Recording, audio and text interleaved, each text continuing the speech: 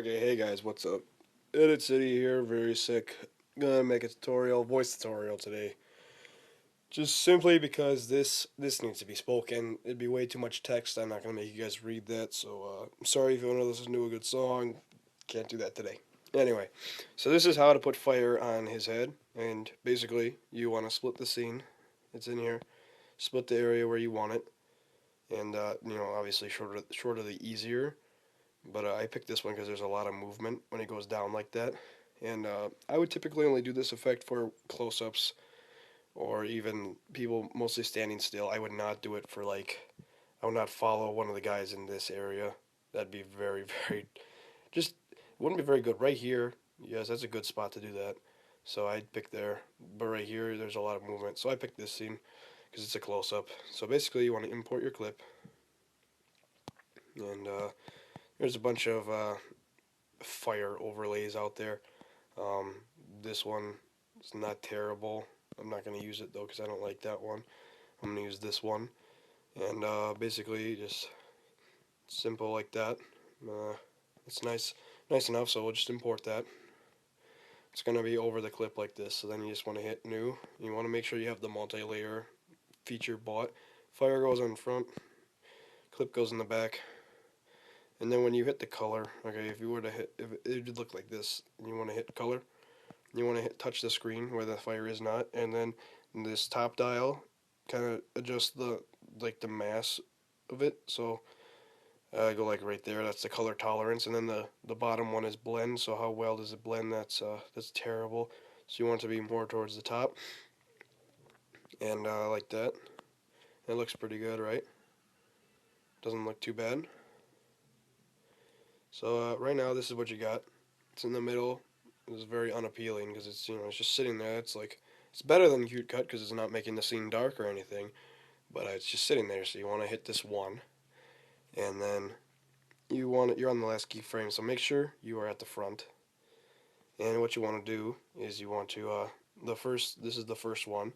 So you want it to be up here. You want to size it up to his head, and it's right there. And you make sure opacity is at 100%. So basically, you got the fire on his head right there, and then you want to double tap on the area on the slider area. You want to just double tap on the right of it to move it forward one frame, and then you can move it around with this, or these might be hidden. So when you have it's in options, hide advanced controls, or you want to show them if they're not already out, and then you can it's very minimal movement, and you can double tap, move it again. You can use these arrows, or I prefer to drag since it's a lot of movement. Then you just keep double tapping and dragging around here.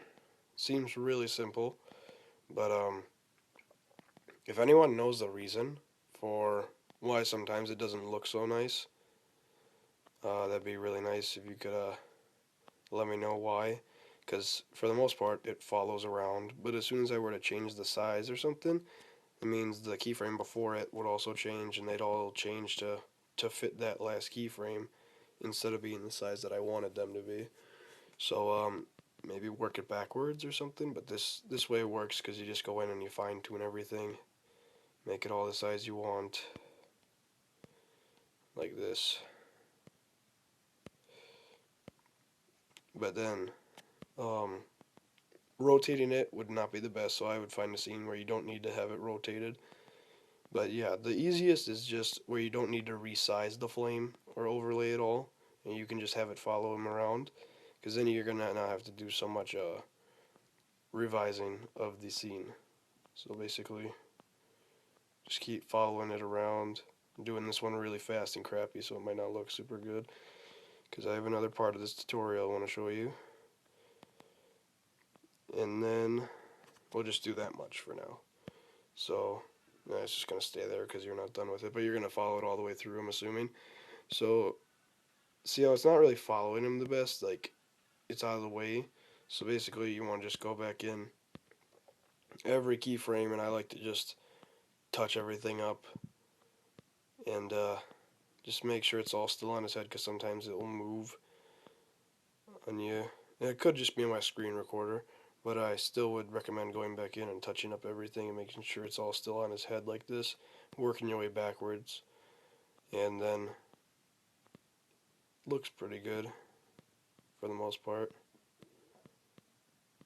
Yeah, it'll look better when you export it. So hit create clip.